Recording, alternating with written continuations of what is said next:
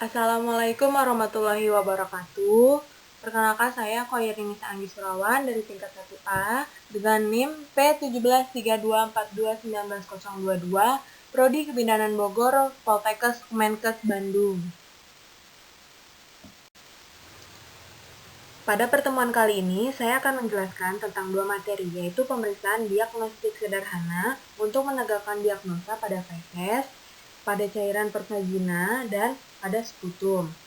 Dan saya akan menjelaskan juga tentang persiapan dan perawatan pre, intra, dan post operasi untuk memenuhi mata kuliah keterampilan dasar klinik kebidanan. Sekarang kita harus tahu dulu nih, apa sih pengertian pemeriksaan diagnostik dan tujuan pemeriksaan diagnostik? Ya, pengertian pemeriksaan diagnostik adalah penilaian klinis tentang respon individu, keluarga, dan komunikan terhadap suatu masalah kesehatan dan proses kehidupan aktual maupun potensial. Hasil suatu pemeriksaan laboratorium sangat penting dalam membantu diagnosa, memantau perjalanan penyakit, serta menentukan prognosa. Karena itu, kita perlu diketahui faktor yang mempengaruhi hasil pemeriksaan laboratorium. Selanjutnya ada tujuannya nih. Apa sih tujuannya? Tujuannya itu 1. Uji diagnostik untuk mendeteksi penyakit. 2. Uji diagnostik untuk memperkuat kondisi sebenarnya. Hal ini dilakukan bila kita telah menduga bahwa seseorang menderita suatu penyakit tertentu atau dilakukan pemeriksaan untuk memperkuat dugaan tersebut. Yang ketiga ada uji diagnostik untuk menyingkirkan dugaan adanya penyakit. Cara ini merupakan kebaikan dari memperkuat dugaan adanya penyakit yang berarti untuk menyingkirkan dugaan adanya penyakit. Setelah kita mengetahui apa pengertian dan tujuan pemeriksaan diagnostik, di sini ada pemeriksaan diagnostik pada feses. Pemeriksaan feses adalah serangkaian tes yang dilakukan pada sampel feses atau kotoran untuk membantu mendiagnosis kondisi tertentu yang mempengaruhi saluran pencernaan. Kondisi ini dapat mencakup infeksi seperti parasit, virus, bakteri, penyerapan nutrisi yang buruk atau kanker. Tujuan pemeriksaan feses: 1. Menegakkan diagnosa pemeriksaan tinja. 2. Mendiagnosis penyakit atau masalah yang mempengaruhi saluran pencernaan, termasuk diare berkepanjangan, diare berdarah, peningkatan jumlah gas, kehilangan nafsu makan, kembung, sakit perut, kram, serta demam. Yang ketiga, mengetahui adanya darah yang tak terlihat secara kasat mata. Yang keempat, mendeteksi virus dan bakteri. Yang kelima, untuk mendeteksi lengkap meliputi warna, bau, konsistensi, lendir, darah, telur cacing, tinja yang diambil, dan tinja segar.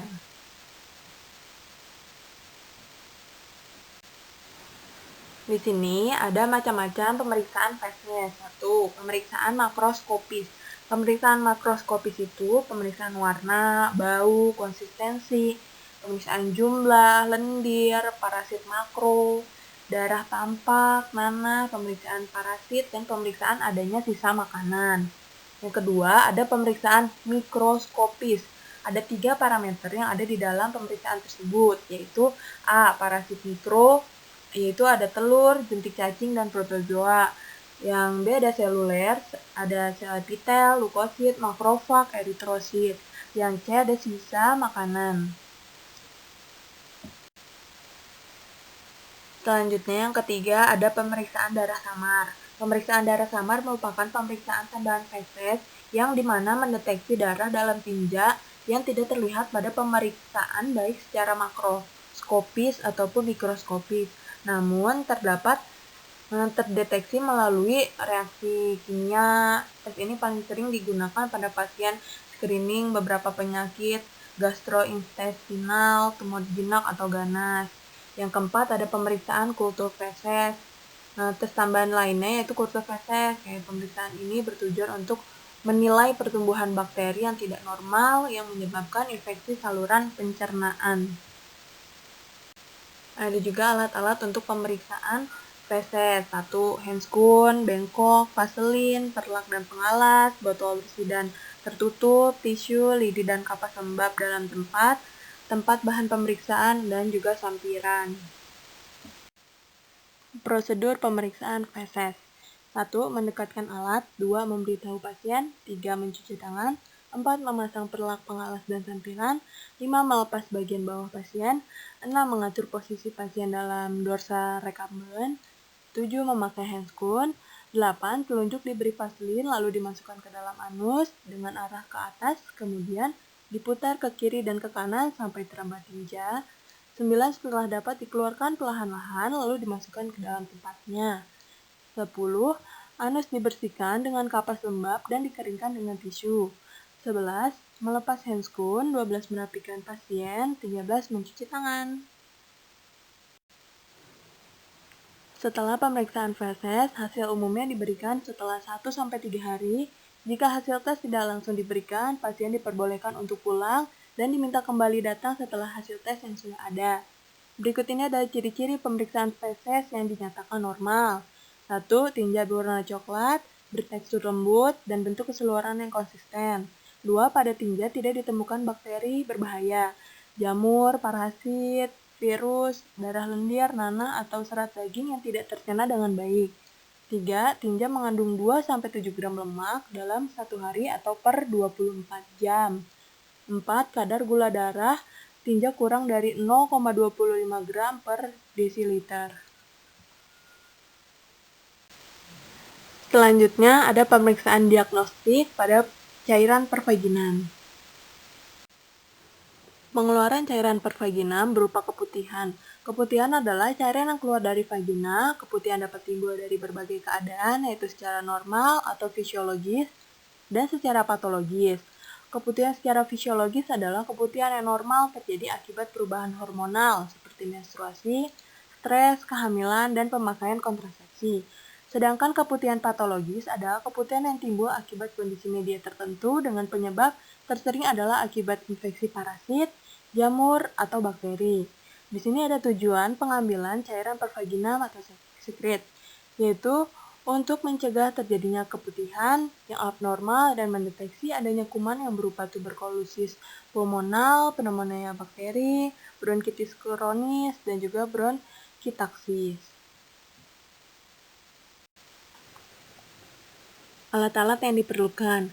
Ada sarung tangan steril, kapas lidi steril, kasa steril, larutan klorin 0,5%, ada kapas sublimat, krim antiseptik, objek glass, piring petri, 2 buah bengkok, spekulum, perlak, 2 buah wadah, celemek, dan kain sekali pakai.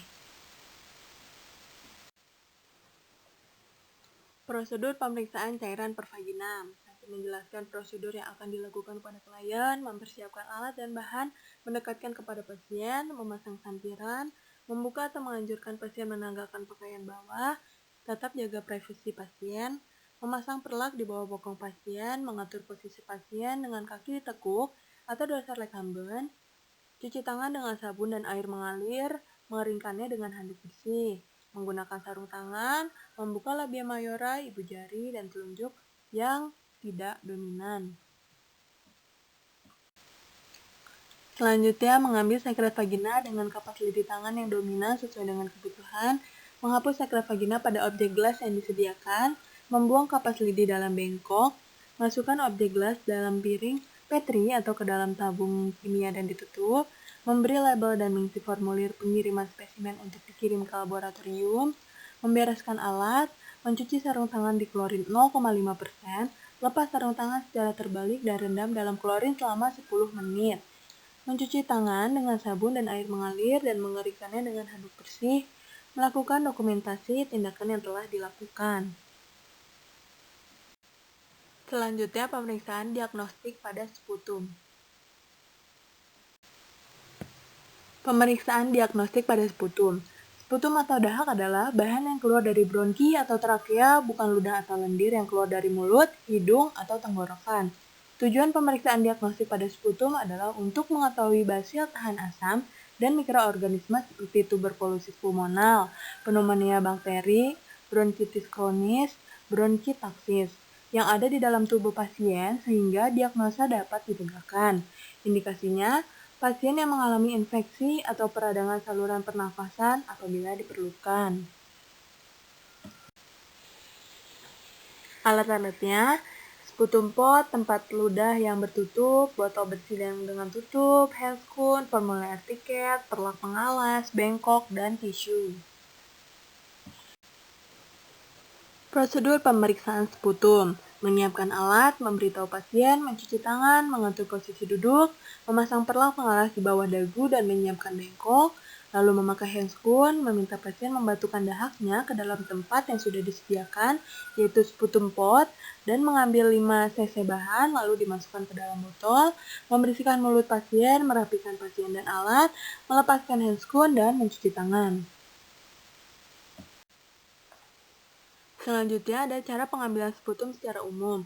1. Mengambil sputum sebaiknya dilakukan pada pagi hari, di mana kemungkinan untuk mendapatkan sputum bagian dalam lebih besar.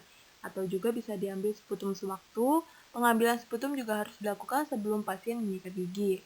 2. Agar sputum mudah dikeluarkan, dianjurkan pasien mengkonsumsi air yang banyak pada malam hari sebelum pengambilan sputum. 3. Jelaskan pada pasien apa yang dimaksud dengan sputum, agar yang dibatukan benar-benar merupakan sputum, bukan air liur atau saliva, ataupun campuran antara sputum dan saliva.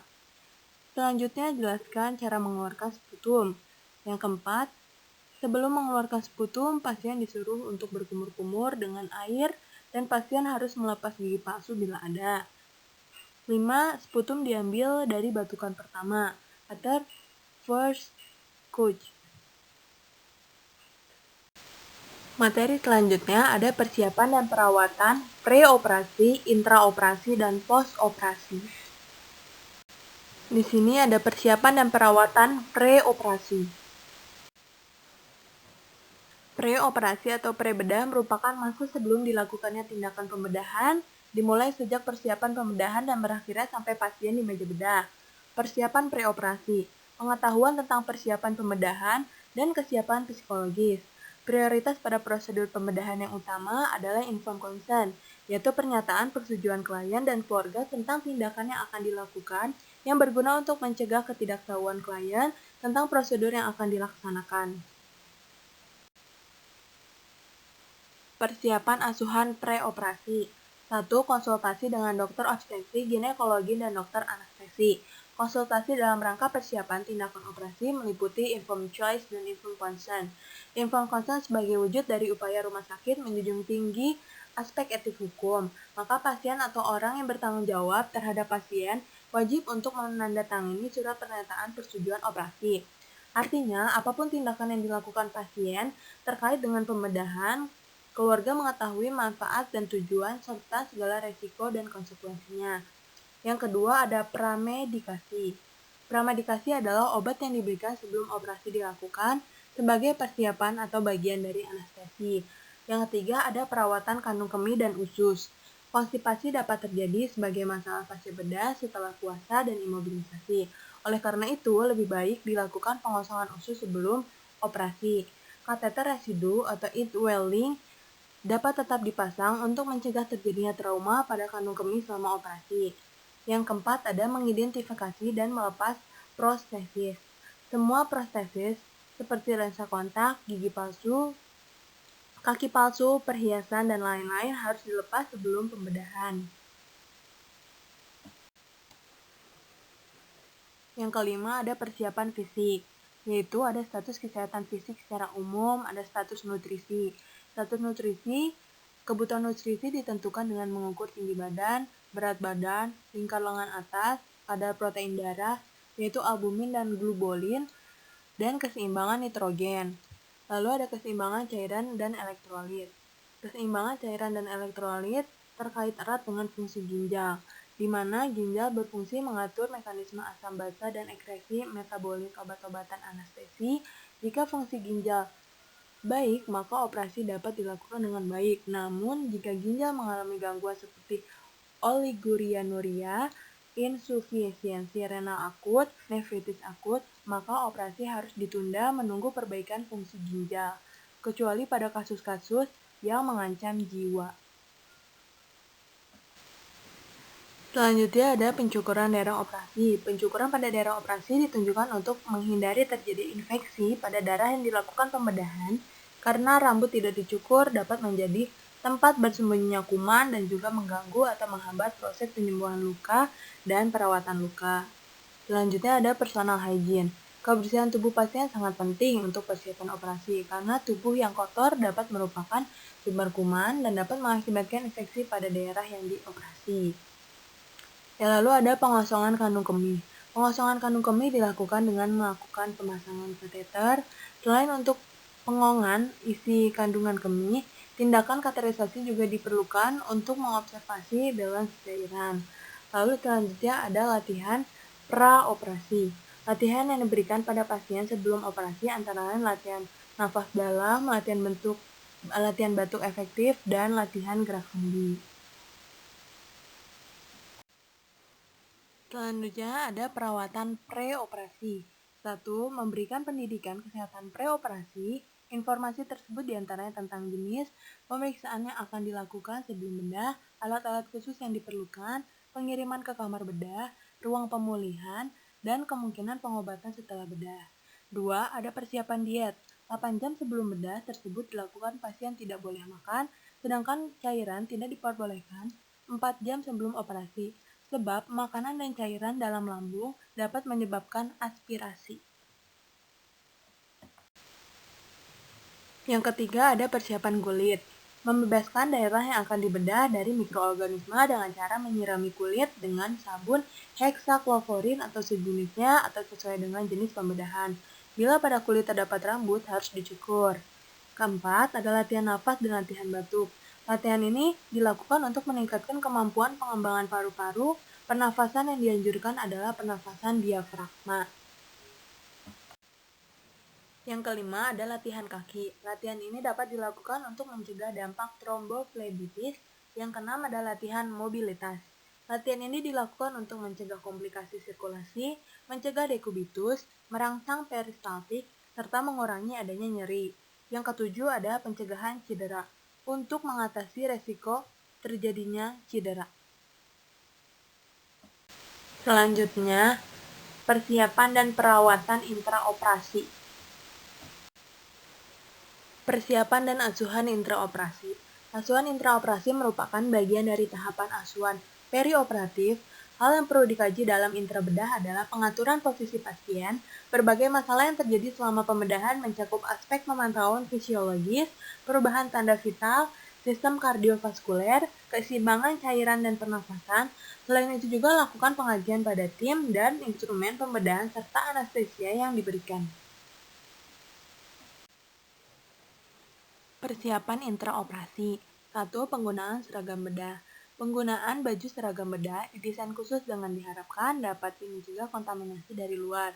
Hal itu dilakukan dengan berprinsip bahwa semua baju dari luar harus diganti dengan baju bedah yang steril, atau baju harus dimasukkan ke dalam celana, harus menutupi pinggang untuk mengurangi penyebaran bakteri, serta gunakan tutup kepala, masker, sarung tangan, dan celemek steril.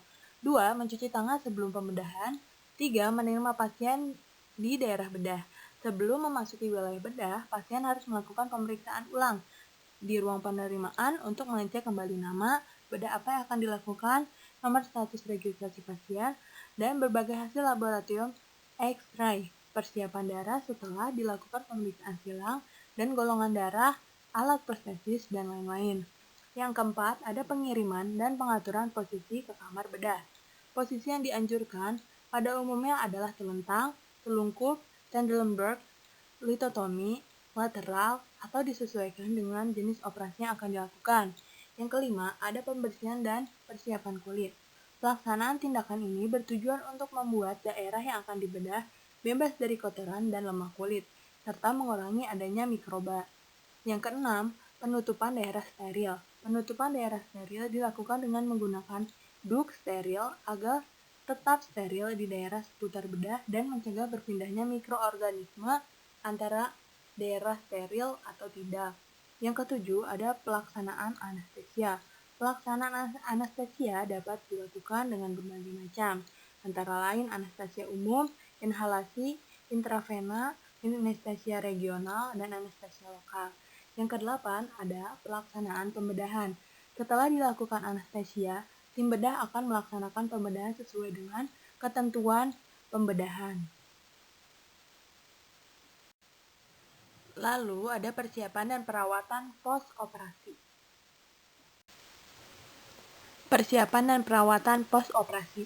Post-operasi atau pasca bedah merupakan masa setelah dilakukan pembedahan yang dimulai sejak pasien masuk ruangan pemulihan dan berakhir sampai evaluasi selanjutnya. Setelah tindakan pembedahan atau pra-operasi, beberapa hal yang perlu dikaji antara lain status kesadaran, kualitas jalan nafas, sirkulasi dan perubahan tanda vital yang lain, keseimbangan elektrolit, kardiovaskuler, lokasi daerah pembedahan dan sekitarnya, serta alat-alat yang digunakan dalam pembedahan. Perawatan post-operasi. 1. Meningkatkan proses penyembuhan luka dan mengurangi rasa nyeri dapat dilakukan manajemen luka. Amati kondisi luka operasi dan jahitannya. Pastikan luka tidak mengalami pendarahan abnormal. Observasi discharge untuk mencegah komplikasi lebih lanjut. 2. Mempertahankan respirasi yang sempurna dengan latihan nafas. Tarik nafas dalam dengan mulut terbuka, lalu tahan nafas selama 3 detik dan hembuskan. Atau dapat pula dilakukan dengan menarik nafas melalui hidung, menggunakan diafragma dan kemudian nafas dikeluarkan secara perlahan-lahan melalui mulut yang dikuncupkan. 3. Mempertahankan sirkulasi dengan stocking pada pasien yang berisiko tromboflebitis atau pasien dilatih agar tidak duduk terlalu lama dan harus meninggikan kaki pada tempat duduk guna untuk memperlancar vena. 4. Mempertahankan keseimbangan cairan dan elektrolit dengan memberikan cairan sesuai dengan kebutuhan pasien serta mempertahankan nutrisi yang cukup. 5. Mempertahankan eliminasi dengan mempertahankan asupan, output, serta mencegah terjadi retensi urin. 6. Discharge planning, merencanakan kepulangan pasien dan memberikan informasi kepada klien dan keluarganya tentang hal-hal yang perlu dihindari dan dilakukan sehubungan dengan kondisi atau penyakit post-operasi. Demikian materi yang dapat saya sampaikan. Mohon maaf apabila ada kekurangan dan kesalahan. Wabillahi taufik wa hidayah. Wassalamualaikum warahmatullahi wabarakatuh.